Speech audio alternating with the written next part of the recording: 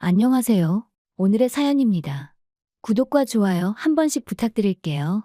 바로 사연 시작하겠습니다. 저는 30대이고 여성으로는 아직 많지 않은 변호사입니다. 이혼 전문 변호사로 활동하고 있고 그래서인지 여성분들에게 의뢰가 많습니다. 매일 바쁘게 일하던 중에 지금의 남편과 결혼했습니다. 남편과의 만남은 1년 전입니다. 저는 휴일에 혼자 카페를 돌아다니는 것이 취미였어요. 그럴 때 옆자리에 앉은 게 남편이었고, 제가 떨어뜨린 티스푼을 주워준 게 첫 만남이었어요. 남편도 혼자 카페에 오는 것을 좋아하는 듯 했고, 그리고 무엇보다 정말 잘생겼습니다. 백마탄 왕자님이 이상형이었는데, 오똑한 콧날에 키도 크고 잘생겨서 첫눈에 반했습니다. 남편과 카페에서 짧게 이야기를 나눈 게 계기가 되어 순조롭게 연인 사이로 발전해서 작년 가을에 결혼했습니다. 하지만 평범한 회사원이던 남편과는 달리 저는 너무 바쁜 변호사였습니다. 점점 함께할 수 있는 시간이 줄어갔습니다. 계속 시간 내지 못해서 미안해.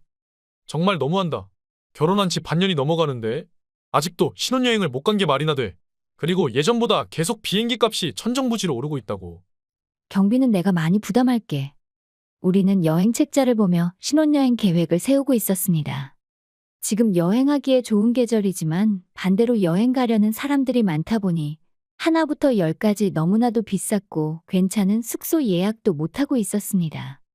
그런 상황에 남편은 점점 짜증이 났고 저는 저 때문에 이렇게까지 여행이 오래 걸린 자책감 때문에 사과밖에 못하고 있었습니다. 문제가 한둘이 아니야. 이래서 제대로 계획 세울 수나 있겠어? 진짜 이럴 거면 다른 사람과 결혼할 걸 그랬어. 진정해. 남편이 거침없이 속마음을 말해 저는 놀라서 할 말을 잃었습니다. 이해는 어느 정도 합니다. 제가 기념일이나 그런 걸 잘 못 챙기긴 하거든요. 전 여자친구는 그래도 남들이 하는 만큼은 했어. 아무리 바빠도 그렇지. 가장 중요한 신혼여행을 아직도 못 가고 있다면 어느 누가 화가 안 나겠어? 미안해. 남편은 전 여자친구와 가끔 저를 비교했습니다. 이럴 거면 전 여자친구와 결혼하지 그랬냐고 따지고 싶지만 평소에는 잘 대해줬기 때문에 남편을 좋아하는 마음이 변하지 않아 그런 말은 하지 못했습니다. 그래서 남편의 말에 상처받으면서도 평정심을 유지할 수밖에 없습니다. 변호사를 하면서 익힌 기술이기도 하지만 당사자가 된다면 견디기 힘들긴 합니다. 변호사라고 해도 똑같은 사람이기에 별 다를 게 없는 거죠. 다음에는 정말로 괜찮은 거지? 다음에 또 계획에 차질 생기면 가만 안 있을 거야. 남편이 압박을 줍니다. 저는 지금까지 몇 번이나 신혼여행 일정을 취소했는지 기억도 잘 못하겠습니다. 아무리 일이 바빠도 남편에게 몹쓸 짓을 했다는 미안함이 있어요. 아무리 계획을 잘 세운다 한들 갑작스럽게 의뢰나 지명이 들어오면 도저히 거절할 수 없습니다. 게다가 지금 시기가 저에겐 경험을 쌓아가는 중요한 시기라 많은 경험과 실적이 무엇보다 필요했습니다. 이걸 남편이 알아줬으면 좋겠는데 평범한 회사원인 남편이 이해하긴 어려운 것 같았습니다. 벌써 2달 전에 휴가 신청해놨어. 이번에는 정말로 갈 수 있어. 제가 이렇게 말하니까 일단은 이해를 해줬습니다. 우리의 여행 계획은 조금 삐걱거렸지만 나름 순조롭게 진행됐고 목적지는 하와이로 결정되었습니다. 여행 계획을 마무리함과 동시에 제가 근무하는 사무실에 전화가 왔습니다. 전화를 받아보니 급한 부탁이었어요. 저는 실적을 위해서, 생활비를 벌기 위해서, 그리고 의뢰인을 위해서 주저하지 않고 의뢰를 수락했어요. 여보 미안해. 지금 사무실에 급한 일이 있어서 가봐야 해. 오늘 레스토랑에서 저녁 먹기로 약속했잖아. 아 맞네. 저도 모르게 깜짝 놀랐습니다. 생각해보니 그런 약속을 했었습니다. 게다가 거긴 한 달 전에 예약해야 하는 곳이어서 남편이 예약을 잡았다고 기뻐하던 레스토랑입니다.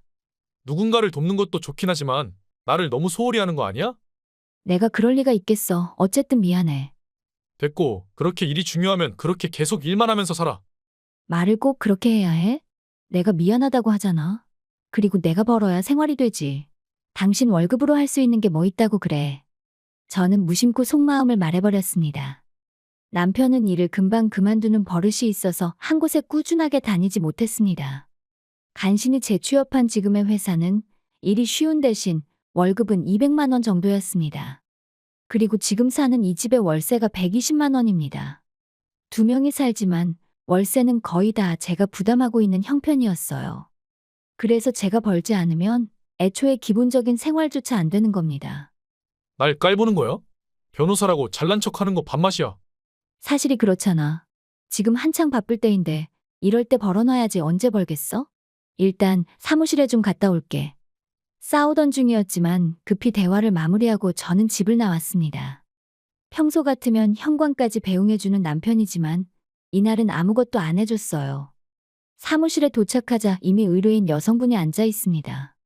저와 의뢰인은 형식적인 자기소개를 마치고 저는 바로 본론으로 들어갔습니다. 이야기를 들어보니 약혼까지 한 남자친구가 바람을 피우고 있는 것 같고 이 남자에게 위자료나 손해배상을 요구하고 싶다는 것이었습니다. 그 사람이랑 결혼까지 약속했는데 크리스마스 때나 휴가 같을 때도 안 만나주거든요. 저희가 만나는 건 대개 평일 밤이에요. 주말에는 절대 안 만나고 함께 여행 가는 것도 일절 없고요. 아무리 생각해도 이건 다른 여자가 있다고 밖에 생각되지 않아요. 우선 바람을 피우고 있다는 증거가 없으면 어떻게 할 수가 없어요. 그러니 저희와 협력하고 있는 흥신소의 조사를 의뢰하는 것이 어떨까요? 여자는 조금 망설이다가 천천히 고개를 끄덕였어요. 그럼 남자친구 이름과 사진 같은 것을 보여주시겠어요? 여자는 폰을 꺼내 화면을 보여줬습니다. 그리고 그것을 보고 저는 놀랐습니다. 놀라는 저를 보고 의뢰인은 신기한 듯 저를 바라봤습니다. 몇 초간 몸이 굳었던 저는 정신을 차려보니 이마에 식은땀이 났습니다. 저기, 괜찮아요. 땀이 나자 저를 걱정해 주셨습니다. 저는 심호흡을 하고 여러 가지 질문을 했어요. 그럼 마지막으로 확인할게요. 생년월일 및 인적사항 모두 여기 적힌 게 맞죠? 제 질문에 모두 맞다고 하며 그녀는 고개를 끄덕입니다. 그리고 모든 것을 다 듣고 저는 생각한 것을 모두 말했습니다. 서서히 놀라는 표정으로 변해가는 의뢰인입니다. 그리고 이야기를 마치자 세상에, 이럴 수 있어요? 너무하지 않나요? 정말 말도 안 되는데요. 그런데 사실이에요. 아까 사진 보여주셨을 때 설마 했는데 인적사항이 모두 맞으니까요. 제가 그녀의 이야기를 다 들을 무렵에는 오히려 그녀가 저를 위로해주고 있었습니다. 이 사람 천벌 받아야 해요. 저랑 결혼 약속까지 했었는데. 죄송합니다. 저도 모르게 감정이 격해지네요. 어떻게 하시겠어요? 복수하고 싶어요. 여자를 농락한 남자는 심판해야죠. 지금부터 증거를 모아오겠습니다. 그렇게 대답하는 그녀를 보며 저는 정신력이 강한 여자라고 생각했습니다. 알겠습니다. 그럼 저랑 같이 싸워요. 네, 같이 복수해요. 다른 일거리는 없었기에 상담을 마치자마자 바로 집으로 돌아왔습니다. 집에 도착하니 집에 불이 꺼져 있었어요. 저는 남편을 불렀지만 대답이 없었습니다. 어디 나갔나 싶었는데 거실 테이블에 쪽지가 놓여 있었습니다. 내용은 2, 3일은 집에 없을 거라는 것이었습니다. 이외의 내용은 아무것도 적혀 있지 않았습니다. 손에 든 쪽지를 다시 테이블에 놓으니 전화가 걸려왔습니다.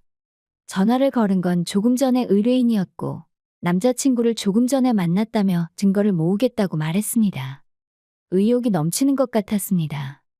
누구나 좋아하는 사람에게 배신당하는 것은 용서하기 어려운 일입니다. 그게 언젠가 결혼하자는 말까지 들었다면 더욱더 힘듭니다. 그녀의 이야기를 듣고 있을 때 저도 마찬가지로 이 남자에게 농락당했구나 하고 느꼈습니다. 하지만 제 마음은 갈대처럼 아직 흔들리고 있습니다. 남편이 집을 나간 3일은 눈 깜짝할 사이에 지나가 버렸습니다. 일이 끝나고 제가 집에 돌아오니 집에 불이 켜져 있었습니다. 아무래도 돌아온 것 같아요. 현관을 들어서니 집에 아무도 안 보이는데 안방 쪽에서 말소리가 들리길래 안방으로 향했습니다. 가까이 다가가니 남편의 말소리가 들렸어요. 그러니까 쟤한테서 다 쓰게 할 거라서 괜찮다니까. 그냥 위로금 같은 거야. 그러니까 와도 돼. 안방에 들어가니까 남편은 누군가와 전화하고 있었어요. 게다가 대화 내용이 마치 저를 욕하는 것처럼 들렸습니다. 저는 등을 돌리고 있는 남편의 어깨를 두드렸어요. 그러자 깜짝 놀란 듯 저를 돌아봅니다. 나중에 다시 걸게.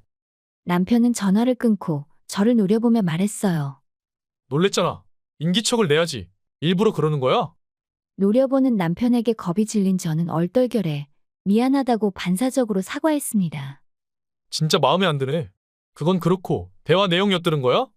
남편은 저를 의심해서 물어봤는데 저는 말소리는 들렸지만 내용까지는 못 들었습니다. 솔직히 아무것도 못 들었어. 그런데 3일 동안 어디 갔었어? 내가 어딜 갔겠어. 출장 갔지. 저는 궁금했던 것을 그냥 물어봤을 뿐인데 남편은 거짓말을 하는 게 분명했습니다. 물론 저는 무슨 일이 일어나고 있는지 다 알고 있습니다. 거짓말하지 마. 회사 가방은 집에 계속 있었어. 가방은 다른 거 썼을 수도 있지. 지금 따지는 거야? 저번에 레스토랑 못 가서 안 그래도 화나는데. 그건 저번에 미안하다고 했잖아. 어쨌든 미안해.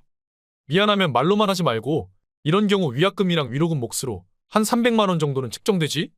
라며 변호사인 저를 상대로 바보 취급하며 돈을 요구합니다. 나 변호사야. 지금 나 바보 취급해? 변호사라고 또 잘난 척하네. 그렇게 변호사 놀이하고 싶으면 나한테 하지 말고 다른 사람한테 해. 너가 마음대로 내 계획들을 망쳐놓잖아. 내가 놀려고 그런 것도 아니고 일한다고 그런 건데. 당신이 계획 세웠다고 해서 뭐든지 다 될 거라는 생각하지 마. 그러니까 너는 잘못한 게 없다는 거지? 진짜 너랑 결혼한 거 후회된다. 저는 남편이 결혼한 게 후회한다고 말한 게 두 번째라서 저도 모르게 되물었습니다. 당신 정말 나랑 결혼한 거 후회돼? 글쎄, 잘 모르겠네. 아까는 후회한다더니 신혼여행이 얼마 안 남았으니까 우리 싸우지 좀 말자. 그러니까 위로금 300만 원 주면 봐주겠다니까? 지금 너 때문에 충격받아서 회사 가기 싫어. 300만 원이면 월급보다 많고 한 달 놀 수 있잖아? 초등학생도 안 할 법한 말을 해왔습니다. 더구나 아내인 저에게 돈을 뜯어내려는 것입니다. 심지어 일하고 싶지 않다고까지 선언했습니다. 저는 신혼여행이나 남편과의 생활을 위해 열심히 일해왔는데 갑자기 모든 것들이 바보처럼 느껴졌어요. 300만 원 주면 허튼 데 쓰지 말고 호텔을 더 좋은 데로 예약해. 이왕이면 유용하게 써야지. 저는 남편이 양보하지 않을 것 같아 다른 방안을 제안했습니다. 그런데도 남편은 내 말 들었어? 나 일하러 가기 싫다니까? 변호사라서 돈 잘 벌잖아. 호텔은 이거랑 별개로 업그레이드 하면 되잖아. 남편의 말에 따르면 오로지 제 돈으로 마음껏 여행을 즐기고 싶어 하는 거였습니다. 당신 모아놓은 돈은 있어? 없는데 내가 돈을 왜 모아? 뭐? 그럼 신혼여행 비용은 어떻게 하게? 너가 돈 모아둔 게 있을 거 아냐? 나는 친구 만나서 한두 잔 하면 월급 금방 다 써버려. 나한테 위로금 줄 것도 있으니까 그런 의미로 전액 부담해. 그리고 호텔은 알아서 업그레이드 해둘게. 이때 남편의 폰이 울렸습니다. 여보세요? 그러니까 아까 말한 대로 해요. 그런 걱정할 필요 없고 그냥 오면 돼요.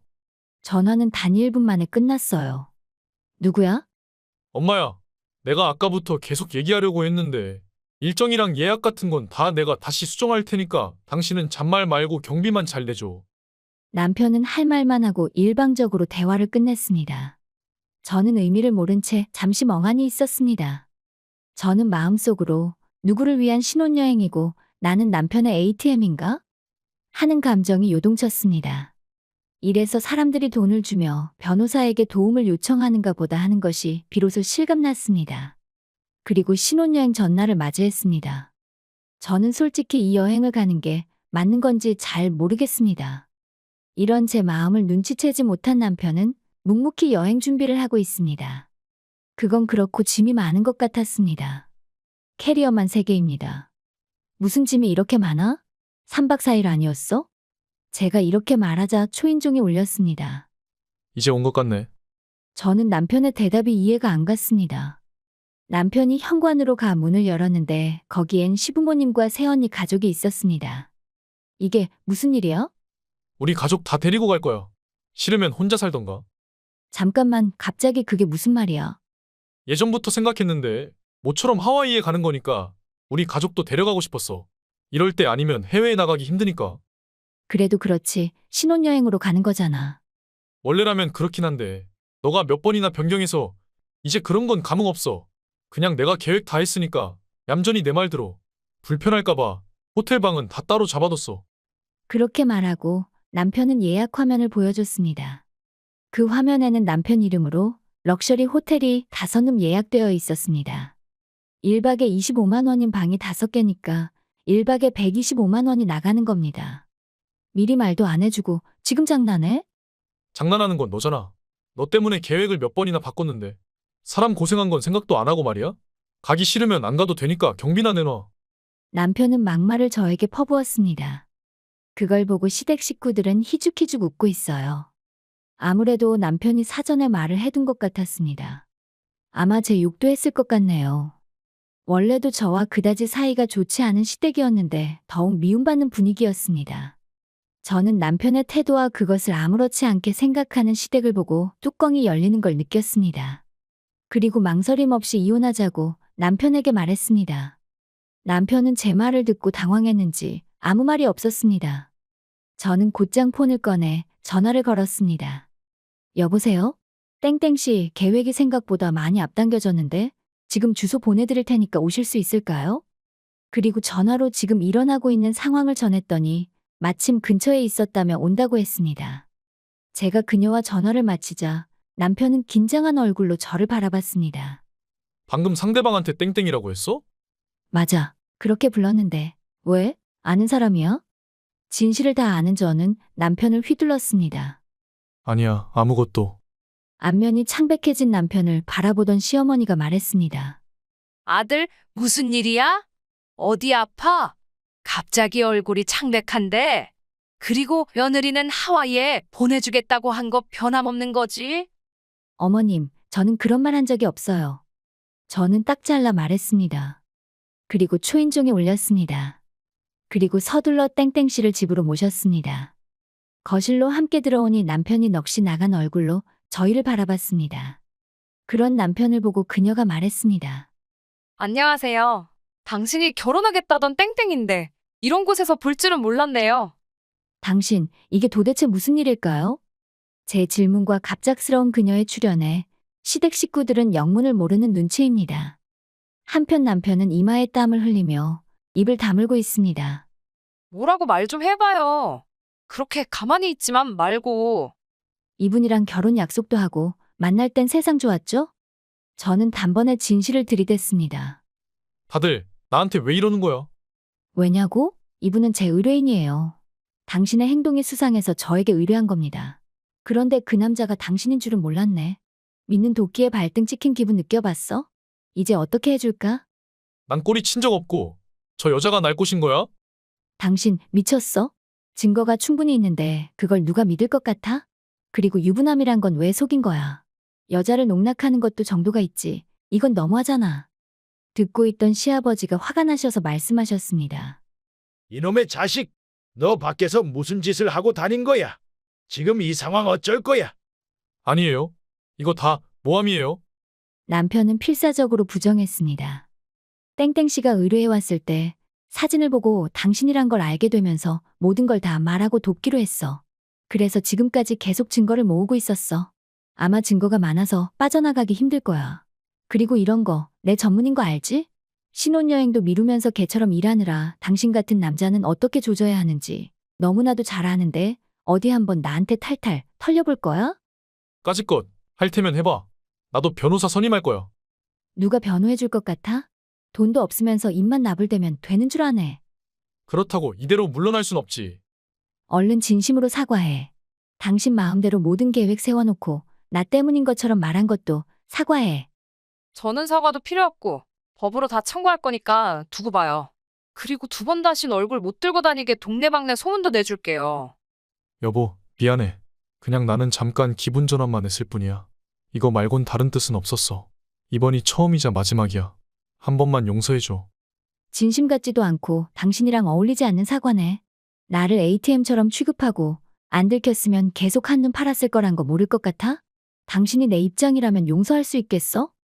제가 되묻자 남편은 아무 말도 하지 않았습니다. 아까도 말했지만 당신과는 이혼이야. 귀찮지 않게 내가 다 처리해 줄 테니까 당연히 위자료도 알아서 다 청구해 줄게. 그리고 신혼여행은 영원히 취소야. 또 취소야. 남편은 작게 중얼거렸습니다. 어이없게도 아직 갈 수 있다고 생각하고 있는 것 같습니다. 그런 남편에게 저는 분명히 말했습니다. 아니다. 여행 가고 싶으면 가면 되지. 모두 다 당신 명의로 예약해놨잖아. 그러니까 다 함께 하와이 가서 놀다 오면 되겠네. 어차피 지금 환불하면 얼마 못 돌려받을 텐데 당신 돈으로 다 모시고 다녀오면 되겠네. 그러자 남편은 이제야 깨달은 듯 눈이 휘둥그레졌습니다. 지금 예약한 것만 해도 수백만 원인데 내가 그런 돈이 어딨어. 여보, 다시 한번 생각해봐. 남편은 제 다리에 매달렸습니다. 저는 위에서 내려다보며 한마디 했습니다. 더러운 손으로 내 다리 만지지 마. 제 눈을 본 남편은 천천히 손을 떼고 바닥에 손을 댔습니다. 그리고 고개를 푹 숙인 채 바닥을 보고 있습니다. 그런 남편을 보고 그녀와 저는 마음이 조금 풀렸습니다. 시부모님은 믿을 수 없는 것을 보는 듯한 눈으로 끝까지 지켜보고 계셨습니다. 아무 말도 하지 않으시고 말이죠. 어머님, 아버님, 죄송하지만 남편과 여행 다녀오세요. 저는 이제 이혼 절차 준비해야 해서 함께 못 가요.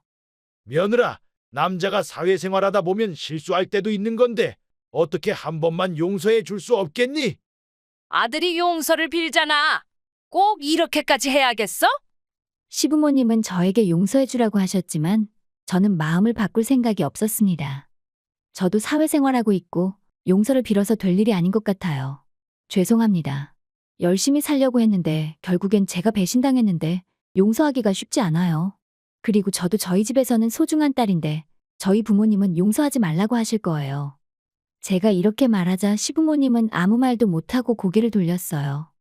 당신한테 땡땡씨 거랑 내 것까지 합쳐서 내용 증명 보낼 테니까 나중에 잘 읽어보도록 해.